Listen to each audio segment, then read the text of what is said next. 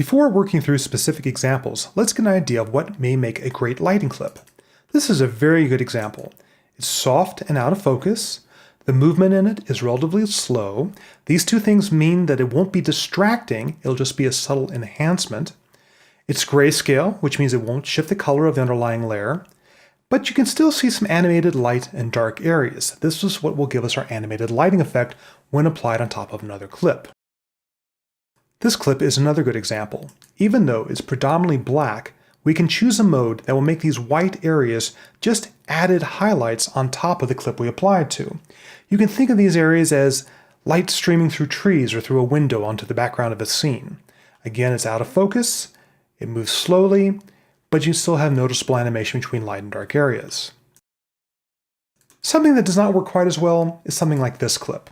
Now this clip is beautiful in its own right, but the relatively fast animation, the sharp lines, these are going to all end up being just too distracting when applied on top of another clip. Now there are things we can do to a clip like this. For example, we can blur it out, but in general this is not as good of a starting point. It's going to take attention away from the clip we're trying to enhance. Now I mentioned that grayscale clips are good because they don't shift the color of the underlying clip, but sometimes colored lights can also be very useful. For example, this is a beautiful clip to use for lighting.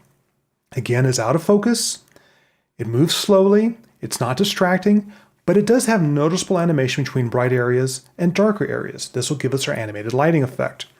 The blue tone may enhance some clips. If it's not appropriate for a clip, we can always shift its hue.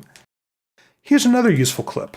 Again, out of focus, slow. It does have a little bit more color in it, and it does have a strong vertical orientation. But if we have a clip that's composed in a vertical fashion, this will end up enhancing the underlying clip. Something that does not work very well is a clip like this. Again, fast movement, sharper lines. It's just going to end up being distracting when what we want to do is enhance the clip underneath. We don't want this to become a graphical element in its own right.